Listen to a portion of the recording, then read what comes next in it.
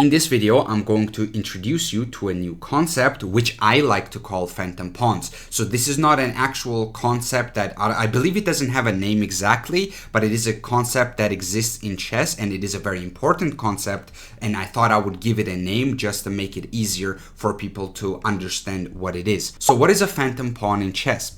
Let's say we capture on f6 here and we get the Tartakower variation of the Caro-Kann.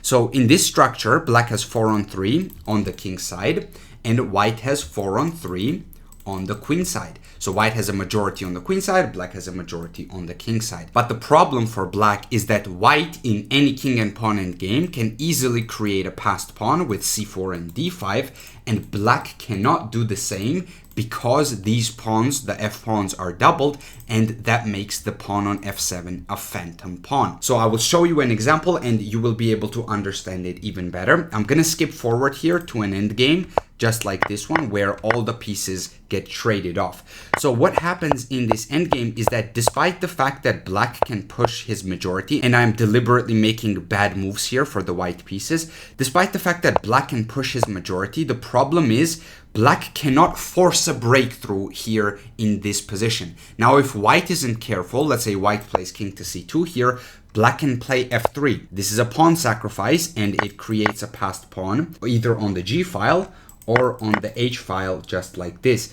But if we're very careful here with the white pieces and we play f3 instead, now what I want you to notice is that the whole position shuts down.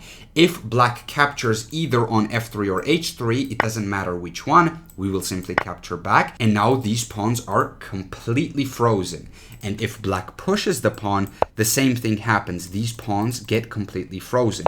So a phantom pawn is a type of pawn that even if there's a majority on the board, it cannot create a breakthrough, it cannot force a breakthrough and create a passed pawn. So in this case, black has a 4 on 3 on the king side, but he cannot create a passed pawn. He cannot create a breakthrough here, making this pawn on f5 a phantom pawn, because it is a very useless pawn. It's a pawn that exists on the board, and okay, you can argue that it is controlling some crucial squares, especially e4, it doesn't allow the king to get in.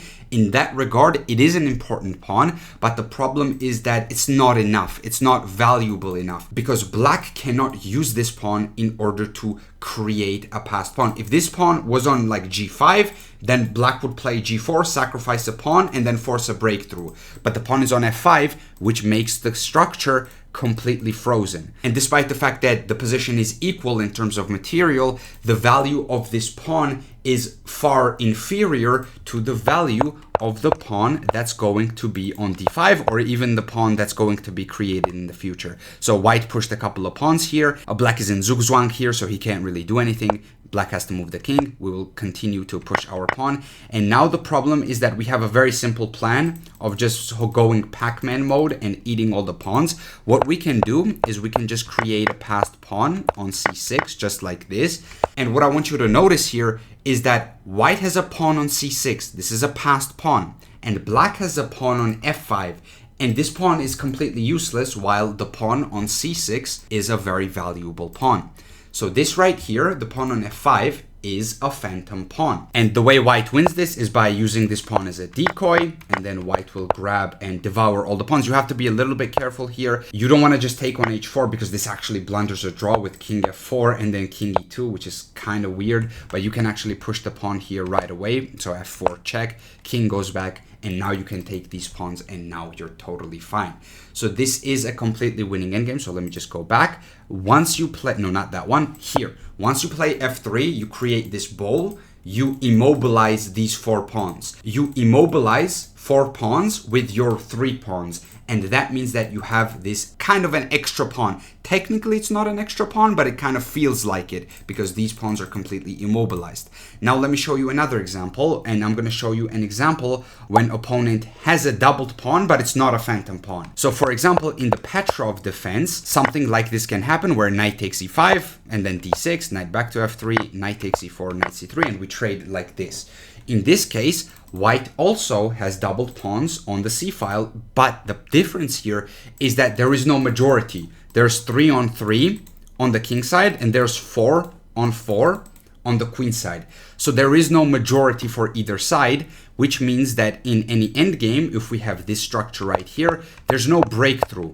Now, your opponent could hypothetically blunder and he could hypothetically lose the game if he doesn't understand opposition and various other king and pawn endgame concepts. But if I skip forward here, this position is objectively a draw. And the fact that these pawns are doubled does not matter because it's 4 on 4 and all the pawns will just get traded off anyways. Which means that if I go all the way back, now this pawn is not a phantom pawn, as I said, because there is 4 versus 4 and all the pawns get traded off. But this right here is a phantom pawn because in the end game, it cannot create a breakthrough. So this is something that you can utilize to your advantage. And what you are supposed to do here with white, if you want to win these types of positions, is that you just got to trade all the pieces off. If you're able to trade all the pieces off, king and pawn endgame is pretty much always winning. And what you want to do with the black pieces in the Tartakower is play very dynamically. Utilize your open diagonals, utilize your open files, and play like that. But you do not want to trade off pieces if you're the side that has the phantom pawn. So keep that in mind. Now I'm going to show you a couple of different examples of phantom pawns. For example, in this position, the best move here is to play this move pawn to b5. And after pawn to b5, of course, white sort of has to take on b5. White doesn't have anything better. And after a b5, queen b5, rook to b1, and then queen to c6, we get into this structure right here. Now, again, this is not exactly winning for the black pieces, at least right now. But if we have the same structure in the end game, if we are able to trade off all the pieces and get to a king and pawn end game, this is going to be winning for black. Both sides will simply bring their kings to active squares. White has to try to go over here to win this pawn, but black will also push his pawns, and eventually what will happen is that black will get in over here and white is distracted by this pawn on a6, and then black king gets in, takes all the pawns, and black is the one that makes the queen first. So I know I just skipped a lot of moves forward, but you don't need to memorize all the moves, you just sort of have to know the ideas. And going all the way back to this position right here, this whole variation, this makes the pawn on c2 a phantom pawn. Now, if instead of this pawn being on c2, if this pawn was on b2, there would not be a passed pawn on a6, because if you push the pawn to a3, if this pawn is on b2, it will just simply trade for the pawn on a3. But the fact that it is on c2 and the fact that it is frozen means that this sort of a majority in the center of the board, technically white has like 4 on 3 in the center, but it doesn't mean anything because not only it's a doubled pawn, it's a phantom pawn also, making it a very, very useless pawn for the white pieces. Now, you cannot always force a phantom pawn, but you can always get something in return. So what do I mean by that? In this position, white can play this move bishop to a3. And now the problem for black is that if black takes and we take with the knight, and let's say black plays a move like knight to f6, just continuing to develop, the problem for black in this position is that the square on c5 is weak, the square on f4 is weak, so there are weak dark squares in black's position. So white can play knight b1, knight c3, knight a4, knight c5. It's a long maneuver, but it works because the position is closed. Like rook c1 first would be ideal in this case, and then rerouting this knight to c5. This would be very nice for the white pieces. And white has weak squares to work with. So let's say black thinks that, okay, I don't want to do that. I don't want to trade bishop for bishop. Let me try to trade bishops on my own terms. So in this case, he plays bishop to d6, and after takes, he doesn't take with the queen, he takes with the pawn to maintain control over these two squares, especially the square on c5, which logically makes sense, right? You want to maintain control. But the problem is now white can take on d5, and black has to take back. And look at this, the pawn on d6 is a phantom pawn. There is a majority in the center of the board, and you can try to do some stuff over here in an endgame, but it's not going to matter because there's no way to force a breakthrough because this pawn is doubled. If this pawn was again on c6, you can potentially argue, okay, I can try to set up some sort of like queen e7 and I can try to play for c5, create some sort of a breakthrough. But again, it's not on c5, it's right here on d6 and it has no breakthroughs. And in any end game, white can push these pawns to create a passed pawn while black cannot do the same. Phantom pawn concept applies in many different openings and many different variations. So for example, one of the variations is this one, the exchange Spanish. In this variation, you can play this move d4, take with the queen, and after the queen trade, you get this position. So here, white has 4 on 3 on the king side, and black has 4 on 3 on the queen side. However, because the c-pawns are doubled, the pawn on c7 is a phantom pawn, and in any endgame, similar to the Caro-Kann-Tartakower, black can't force a breakthrough. He just simply cannot with these doubled pawns. But according to the computer, black is fine, even slightly better, because black has the bishop pair. And once again, I cannot preface this enough. If you are the side that has the phantom pawn, if you're the side that's playing with the black pieces, let's say in this case, you need to play very dynamically, and you need to avoid trading pieces unless it's necessary, unless you're like winning something. And the side that does not have the phantom pawn and the side that's trying to play against the phantom pawn wants to just get into a king and pawn endgame. This is a very important concept, and the way you would win this position is exactly the same as the way you would win the Caro-Kann-Tartakower. So this is another position where you can utilize the phantom pawn concept because black has a phantom pawn on b7. And the way we're going to take advantage of this is by completely freezing these pawns. So we will play on the king side with the white pieces because that's where we have the majority. And black will try to play on the queen side because that's where black has the majority. But the problem is, as I said, we can play b3 here. And then after b5, we can go h4, and black can play a4, but it doesn't matter. We're not going to take, because if we take, we're undoubling his pawns. So we just want to keep the tension.